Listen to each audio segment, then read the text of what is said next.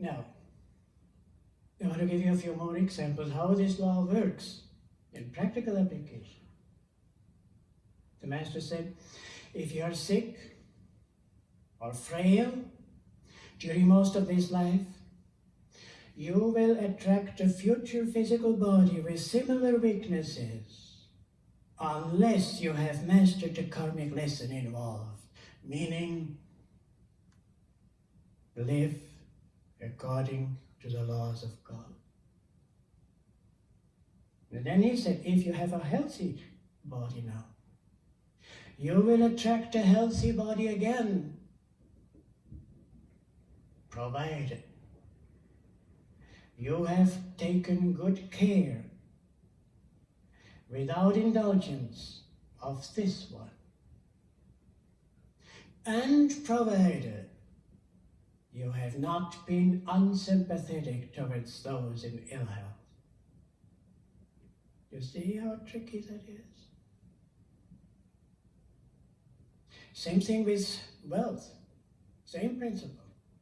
Master said, if you are wealthy and have used your wealth unselfishly, not just for yourself, if you have given of your wealth, you are likely to attract a wealthy environment again.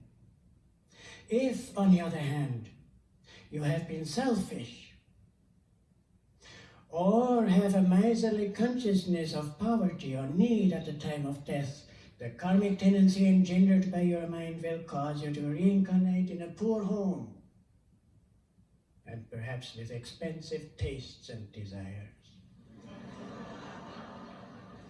Have you seen such people? Never could make any money, and have very expensive desires and tastes. That's the result of karma. That law works, that divine computer makes no mistakes. And when a person has a miserly consciousness of poverty or need, why do people have such miserly consciousness and feeling of need? Why? Because it goes back to the same basic principle. What is the purpose of life? They are seeking fulfillment in possessions. And you know, if a person wants possessions, wants lots of money, he has never enough. Never. Why? Because the desire is for the infinite.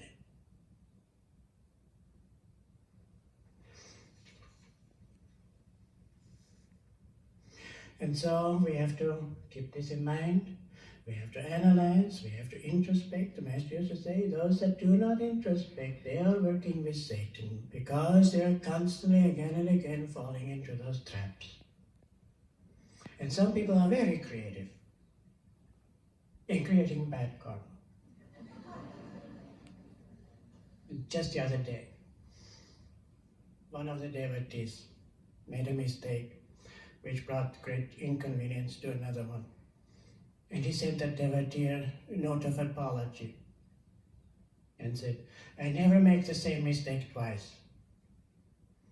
I always do new ones. See, some people are very creative. Now, second group, that karma which is active now, that we are working out now. Illustration is given in the Hindu scriptures. When once the arrow has left the bow, you cannot recall it. That arrow is flying. And so we are all working out karma, wherever we are, the duties that have been given to us, the role that we are playing, and the experiences that come our way. They are not coming by chance. That's determined by karma, which is active now. And so the Master says you can quicken your evolution by consciously condensing all your experiences through the power of concentration. What does it mean? Analyze. The experience that you have, whether it's good, whether it is painful, analyze it. Why do I have it? It must be my karma. It must be a lesson that I have to learn. How should be my attitude? So that I learn it that I have the right perception and get it over with. And people who do not do that, they are again and again getting into the same set of circumstances and experiences until that lesson is learned. And so it's a waste of time, isn't it? Let's analyze it, let's learn our lesson, finish it, go on to the next one. And since much of our karmic entanglement is the result of our human relationships, human experiences, we have to understand what our right attitude is there. Remember, there are no accidents. The various experiences that come into our lives, these are dojo karma. Some good, some not so good. And I want to read to you now from a letter that Gyanamata, one of the great disciples of Master, wrote to a devotee, counseling that person, that devotee. And it goes for all of us.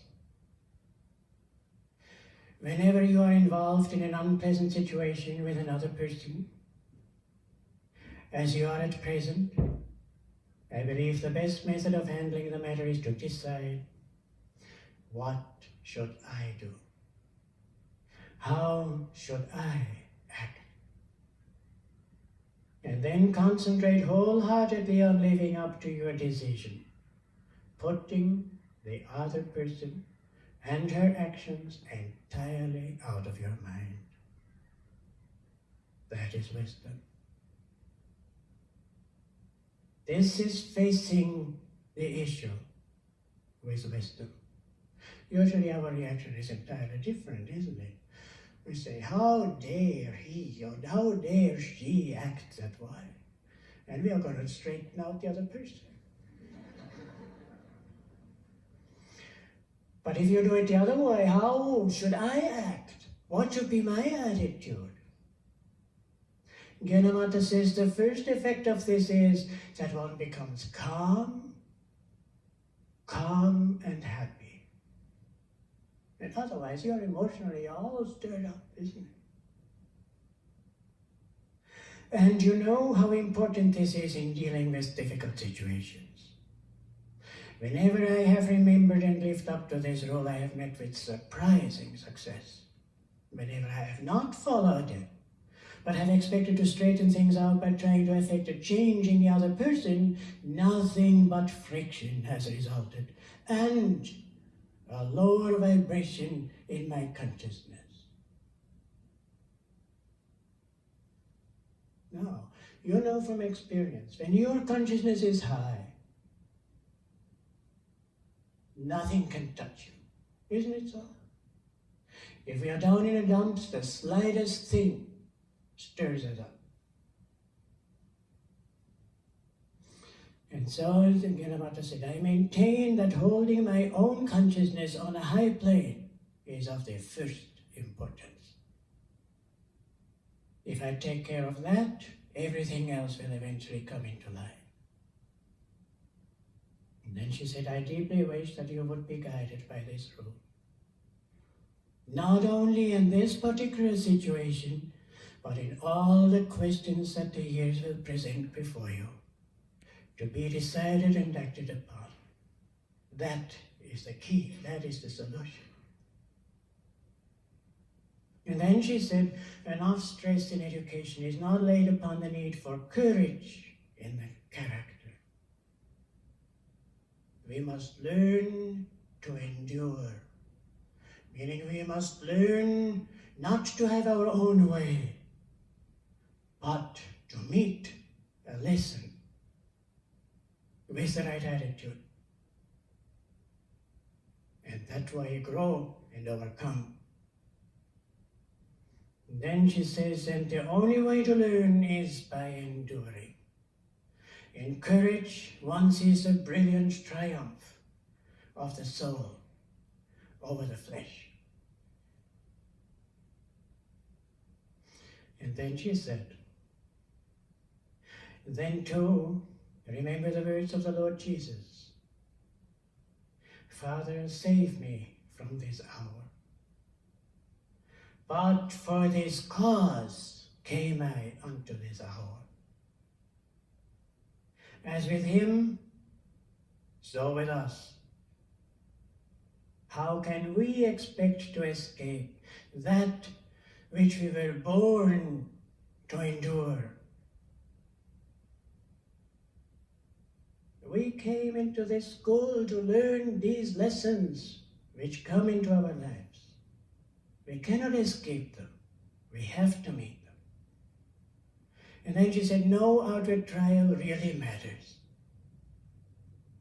We should become stronger and stronger through our experiences until we are able to stand among those of whom it may be said that their conquest of self has been final, needing no further testing. That is wisdom. That is getting out of this school. This is getting the diploma and graduate. See? Hard, isn't it? But this is the only way. We cannot be released from this school until we learn these lessons. A saint in India said, you suffer as a result of your own karma. Your so-called enemy is only an instrument. We think in terms of this person and that person. How dare he? It's not that person that is doing it. He's only an instrument in the hands of the law of cause and effect. And then he said, if anybody abuses you, you naturally want to retaliate. But if you do so, you create a cause for future suffering. That's a Hindu saint, and then he quoted Jesus. He said, Jesus said, love your enemies, forgive all of that. There's another way of handling a painful situation, and that is surrender. Not always strength, not always willpower. Sometimes it doesn't work. I remember one time I was facing a terrible test. It was a matter of life and death or worse. It was such a terrible test that I forget now what it was all about. And I took all my willpower together. I thought, I'm going to meet that. And in my heart, I knew I'm finished. And the master got a hold of me and he said, don't try to do it with willpower. You'll never make it that way. He said, use devotion. And he meant surrender. There was a man who told this story, his personal experience. He was in a war. And the first time when he was in action, meeting the enemy, he said, all of a sudden, all hell broke loose. Mortar shells exploding left and right. I was in the midst of death and destruction. When he said, I started to panic, started to fall apart. And then he said, he was a very spiritual man. Then he said, then I remembered, there is a greater power than I. There is a God. And he said, I made a deliberate act of surrender, surrendering my life into his hands. And he said, nothing changed outwardly. The mortar shells were still exploding. There was still death and destruction all over the place. But something had deeply changed. I was instantly lifted into a state of profound peace. But that has to be real surrender. You know, it is not surrendering and saying, God, I surrender to you, and now you take care of me. You watch that I don't get hurt. You watch that I don't get killed. I surrender. That's not surrender. Surrender has to mean total surrender, without reservation, without any conditions. I surrender my life into your hands. Do with me as you please. If I get hit, if I get killed, I surrender to you. That's surrender. Now, there's another of karma. That